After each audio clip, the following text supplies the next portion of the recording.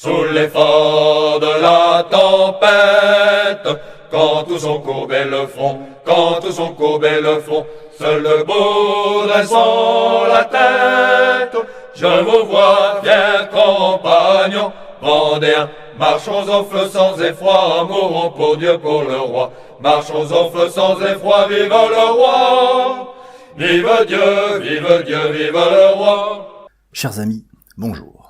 Ici le colonel Von Hagen. Les associations d'idées sont un truc terrible. Oui, vous savez, des fois, on est en train d'observer quelque chose, on y réfléchit, et puis on commence à tourner avec cette idée, on pense, etc. Et puis on commence à y associer d'autres concepts, d'autres idées. Ça crée ce que moi, dans mon jargon, j'appelle un joyeux foutoir. Joyeux, parce que c'est quand même très très amusant, et puis c'est quand même le foutoir, faut le reconnaître. Et l'autre jour, je parcourais les réseaux sociaux, c'est un de mes passe-temps favoris. C'est à la fois marrant et affligeant. Et je tombe sur un gars qui est sommairement décrit comme un artiste, parce qu'il sculpte une canette de bière. Vous savez, une sorte de grosse canette, comme des canettes de 8-6. Hein. Alors, il les ponce, il les polie, etc. Et puis avec ses pouces, il forme... j'en ai regardé je n'ai regardé qu'une de ses œuvres. Et donc il fait un espèce de truc symétrique, très machine. Pour moi, dans mon esprit, quand je le regarde, pour moi c'est machiniste, quoi. C'est mécanique, presque. Et là, tout de suite, je me mets à repenser aux heures que je passe à étudier l'anatomie pour pouvoir créer des figurines qui ressemblent à peu près à des êtres humains, ce qui est pas forcément le truc le plus facile. Ça ressemble pas souvent à des êtres humains. Et je me dis, mais quand même, on est vraiment parti en couille. Un truc de fou, ça c'est mon truc en ce moment. J'observe, je me dis merde, mais on part complètement en couille comme l'autre gamine là qu'on voit nous raconter que le racisme anti-blanc n'existe pas. Enfin bon, bref, je vais pas vous la refaire. Vous l'avez vu, hein, elle est incroyable. Bref, j'en suis là de mes considérations. Puis je sais pas comment. J'en viens à me poser des questions sur le révisionnisme. Vous savez, le révisionnisme historique.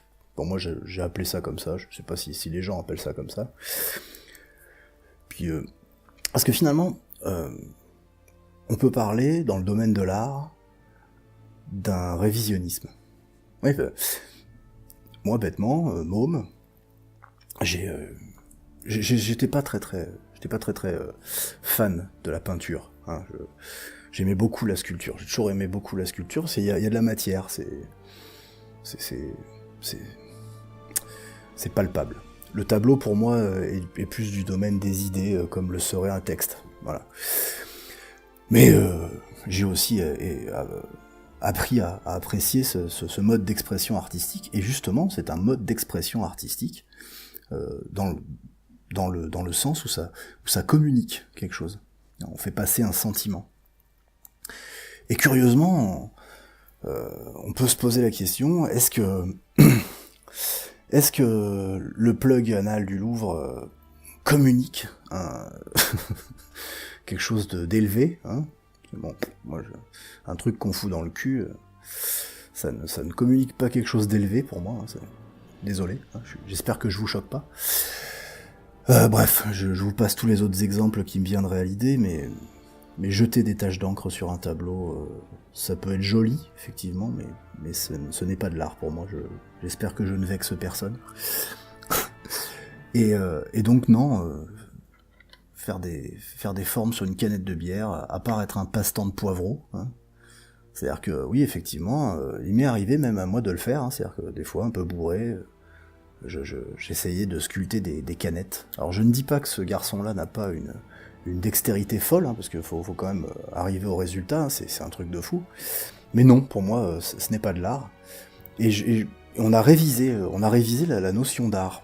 Hein, on a révisé la notion d'art. Et donc dans ce cas-là, pour moi, le révisionnisme, c'est une horreur absolue. Mais quand on en vient au terme révisionniste, alors si vous faites quelques petites recherches sur le sujet, parce que je me suis du coup posé la question, mais depuis quand ça date cette histoire de révisionnisme? Et le révisionnisme, en fait, ça date à peu près de l'affaire Dreyfus en France, hein, où les gens qui voulaient qui s'étaient aperçus qu'effectivement lors du procès Dreyfus il y avait des irrégularités dans le procès, ont demandé la révision du procès. Donc on avait donc les Dreyfusards qui étaient révisionnistes et les anti-Dreyfusards qui étaient anti-révisionnistes. Ce qui est curieux, c'est qu'on a un petit peu inversé les tendances maintenant, hein. C'est-à-dire que maintenant, en fait, donc le terme de révisionnisme a évolué, hein, il y a quelques années, en négationnisme. Hein, donc on nie. Et lorsque l'on parle de révisionnisme, on parle forcément des gens qui vont faire l'apologie du régime national-socialiste et toute cette histoire de camp, etc. Et donc, c'est pas bien, hein, faut pas. D'ailleurs, on a fait des lois. Hein, c'est ce qui est quand même assez magnifique, c'est que on est quand même face à un truc qui est... Bon, je sais que beaucoup d'entre vous sont sensibles à ce sujet-là, hein, mais on a quand même créé une loi pour interdire à des historiens d'étudier une question. Hein, donc c'est maintenant figé. C'est un sujet qui est figé dans le temps, on n'y touche plus. Mais à ce moment-là, on peut se poser la question, hein, est-ce que... Hein, on va pas tout figer, hein, figeons la Révolution française, voilà. Donc on va créer un narratif, et puis ce narratif-là sera l'histoire, avec un grand H, et je pense que les historiens devraient cesser d'exister, ou ils vont se transformer en autre chose. D'ailleurs, faudra trouver un autre terme, ce serait peut-être propagandiste, ça serait pas mal. Mais bon, propagandiste, non, ça se verrait trop, donc on va garder historien, mais par contre, on va y rajouter tout un tas de choses à l'intérieur de ce terme. On va éliminer tout l'aspect de la recherche historique, de la recherche des documents, de la recherche de témoignages, que sais-je, de l'archéologie, etc. Et on va enlever tout ça. Et par contre, on va leur dire, voilà, bon, en fait, il y a une histoire, hein, c'est une histoire officielle, et puis c'est celle-là, en fait, et tous les livres que vous allez devoir écrire ne seront que des livres qui tournent autour de cette histoire officielle. Donc vous faites ce que vous voulez, hein, mais surtout, faut pas toucher à la narration. Ça va être compliqué, quand même, vous croyez pas? Ça va être très compliqué, je veux dire... Si un jour on met, je sais pas, on trouve des documents qui attestent que Christophe Colomb, lorsqu'il s'est rendu en Amérique, ne s'est pas rendu en Amérique pour la première fois. Et non. Il s'y était rendu, je crois, 2 fois avant. Bref, vous ferez vos recherches. Bon, mais non, il faut pas dire ça, c'est pas bien. Christophe Colomb a découvert l'Amérique. Hein. Et du coup, si des gens découvrent, comme ça a été le cas à Lanzo Meadows, un campement d'hommes du Nord, de Vikings, qui atteste donc que ce territoire a bien été découvert par des Vikings bien avant Christophe Colomb, hein, quelque chose comme 1000 ans avant, non, ça c'est... non, parce que vous comprenez, on ne doit pas réviser l'histoire. C'est pas bien. Faut pas.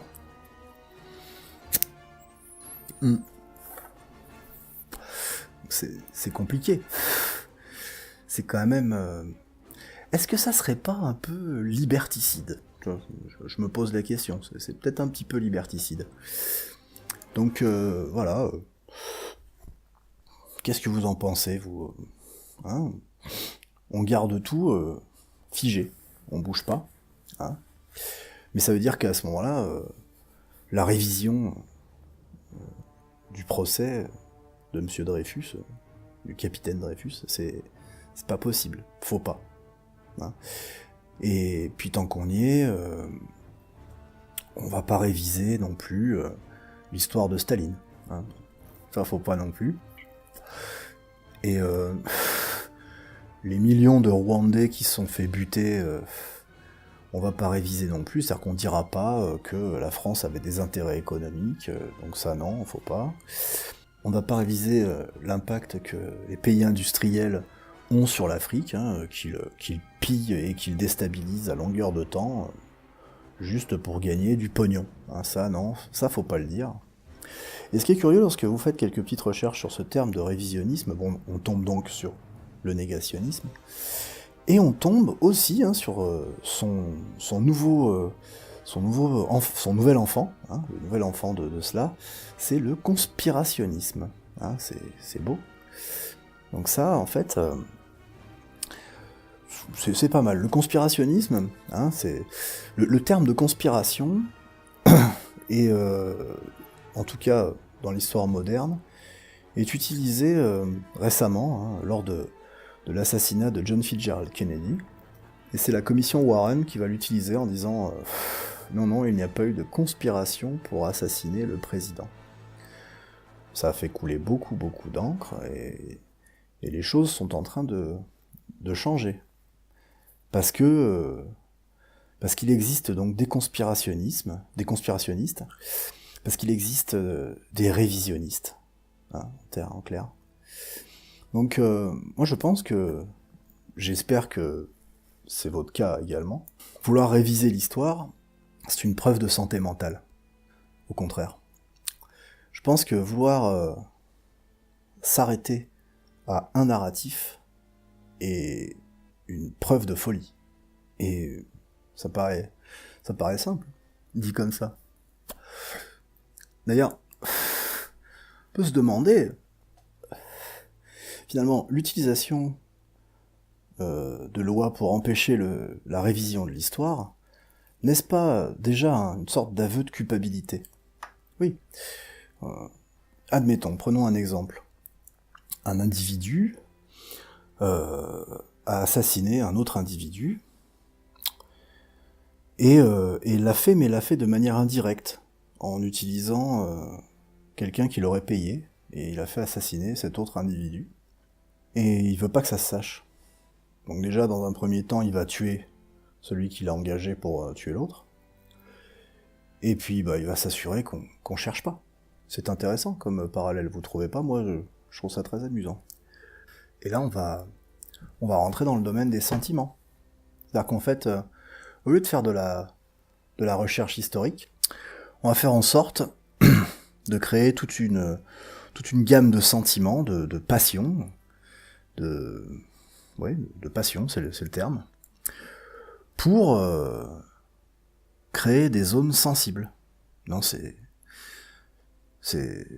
on est dans la gamme de tu peux pas dire ça. Non, pire, tu n'as pas le droit de dire ça. Voilà. C'est-à-dire qu'on va avoir donc ce qu'on appelle des censeurs. C'est-à-dire que les gens qui sont, eux, les apôtres de la liberté, sont les premiers à être les censeurs. Je vous rappelle la devise que j'oublie systématiquement, liberté, égalité, fraternité. Ce sont des mots qui sonnent creux au final, puisqu'on crée des espaces où la liberté n'existe pas, clairement. On a, à un moment donné, ces gens-là ont créé, chose incroyable, une limite à la liberté. C'est fort. Je trouve ça très très fort. Donc voilà, on a créé donc ces zones de sentiments, des zones sentimentales.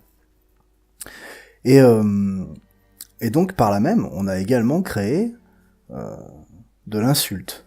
Oui, parce que bon, on vous jettera à la gueule, ça m'est arrivé, on vous jettera à la gueule que vous êtes un négationniste. Voilà. Salaud, négationniste. Et on va vous jeter à la gueule que vous êtes un conspirationniste. Voilà. C'est-à-dire que s'élever contre les frappes, contre le régime syrien en ce moment, le régime syrien, le célèbre régime syrien, comme le régime de banane, et ben le régime syrien, on peut pas s'élever contre les frappes, puisque c'est bien. Il faut aller buter tout un tas de Syriens. Je revoyais ces derniers jours des documentaires faits par les Américains, j'en ai rematé un paquet, sur la guerre, première et la deuxième guerre en Irak.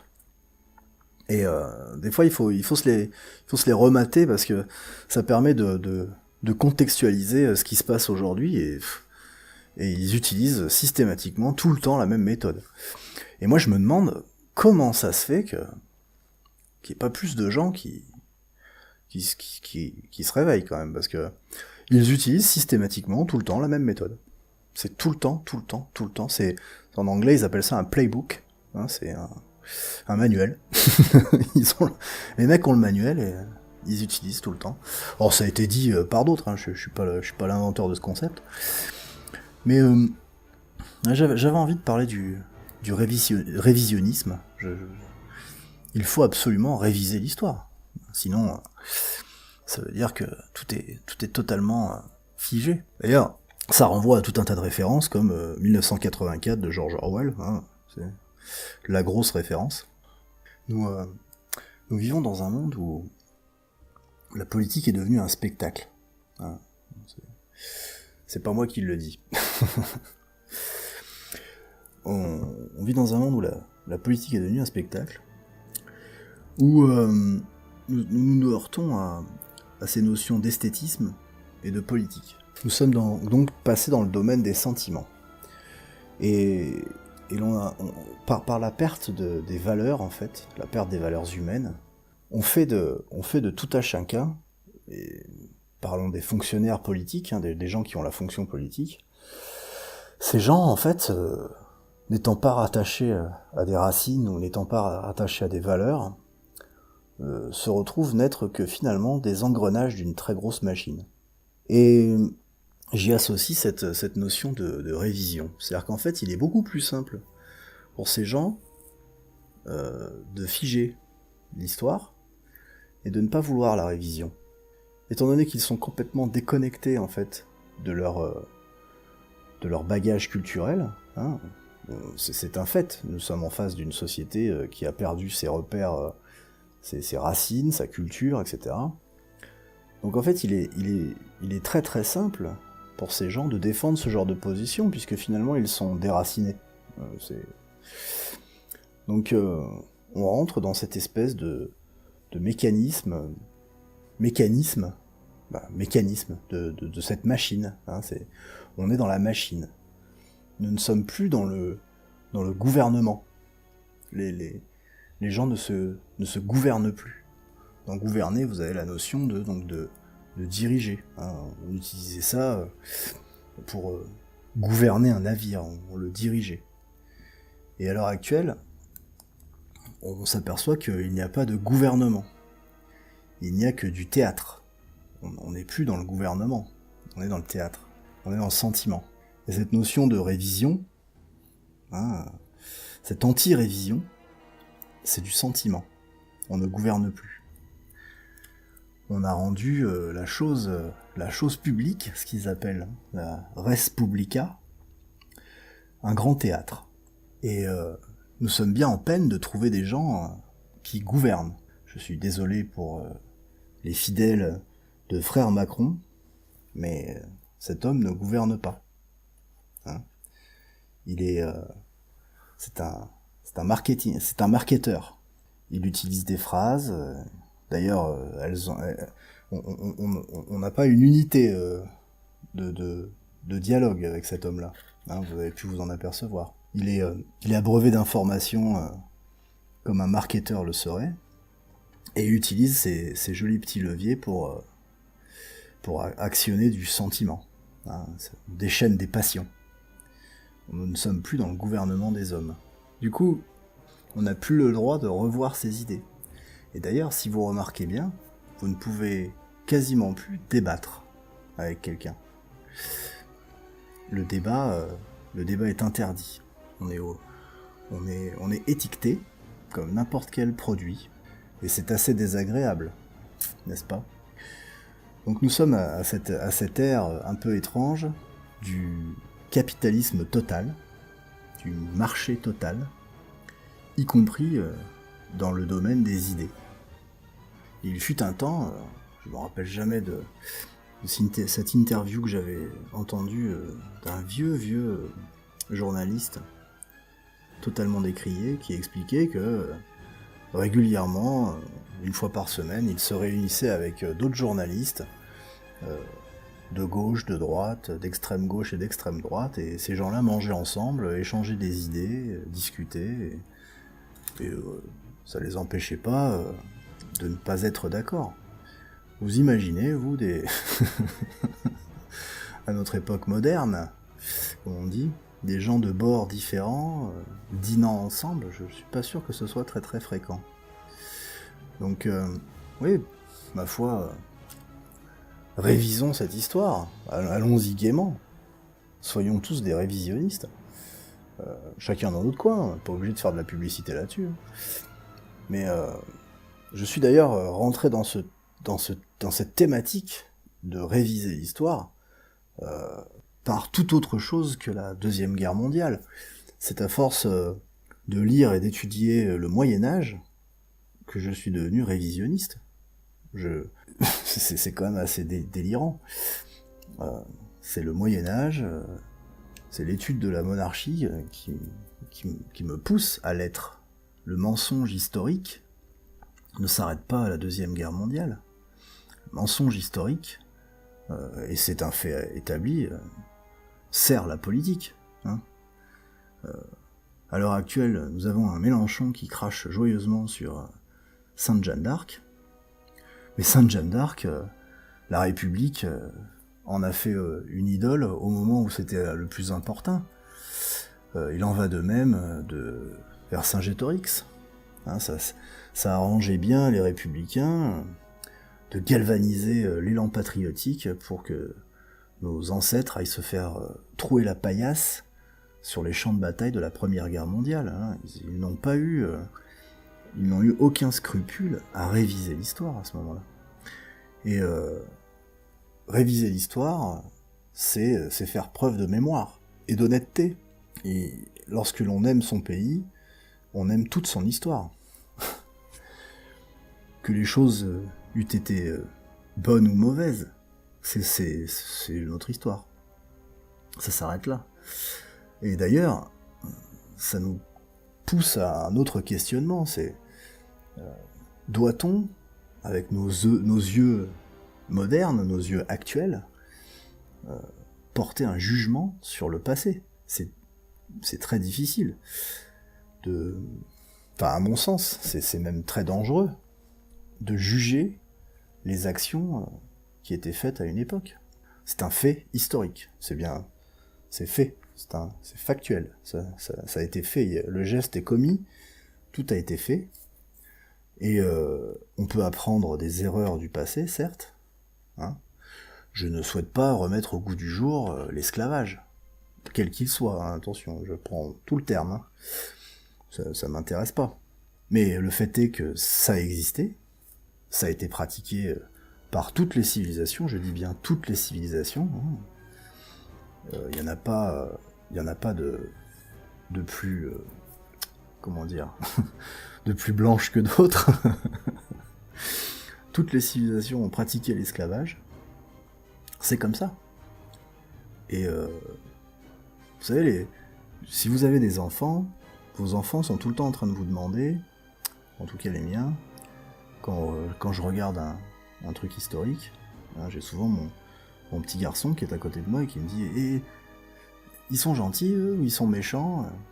Alors, bien que le principe de bien et de mal existe, ce n'est pas une notion relative, on est bien d'accord, il est parfois difficile de lui dire « Tu vois, les Romains, c'était les méchants, et puis les Celtes, c'était les gentils. » C'est complètement con. Après, on rentre dans le sentiment. Lorsque je regarde avec mon fiston un film, notamment Gods and Generals, sur la guerre de sécession, j'ai du mal à lui dire que les bleus sont les gentils. Mais là, on n'est plus dans le fait historique, on est dans le sentiment. Voilà. Donc c'était mes divagations du dimanche soir. J'avais envie de m'épancher sur ce thème de révisionnisme, négationnisme, conspirationnisme, ça fait beaucoup de isme. Et moi je pense que c'est très très sain de vouloir réviser. C'est très très sain d'aller foutre son nez dans les, entre parenthèses, conspirations, hein, parce que l'être humain conspire depuis la nuit des temps. Hein. D'ailleurs, si vous organisez un anniversaire secret pour un ami, si vous êtes deux en train de l'organiser, vous êtes des conspirateurs. Vous conspirez pour faire une surprise à votre ami. Alors bon, il serait peut-être temps d'arrêter les anniversaires surprises, parce que c'est du conspirationnisme. J'attends vos observations et vos commentaires avec beaucoup d'anticipation et d'attention. Je n'ai une fois de plus que fait effleurer un sujet. Mon but là étant de vous faire vous poser des questions et d'aller un petit peu chercher plus loin, hein. Chercher des auteurs. Il y a plein de gens qui ont parlé sur ça, de tous bords et de tout poil. Mais c'est vrai qu'on s'aperçoit que c'est utilisé à l'avantage de certains pour nourrir une certaine narration et vous aiguiller vers un certain chemin. Je remercie les gens qui me laissent des commentaires, je remercie ceux qui s'abonnent à ma chaîne. Pour ceux qui sont restés jusqu'au bout, ils se reconnaîtront, ils me laisseront un commentaire à la fin de ce podcast. Je vous souhaite une excellente journée. Alors, si vous voulez augmenter les vues, si vous pensez que ce que je raconte est intéressant, cliquez sur le petit pouce en l'air, là, partagez, hein, et je vous souhaite une excellente journée. Je vous dis vive le roi, vive la France, et surtout, soyez royalistes.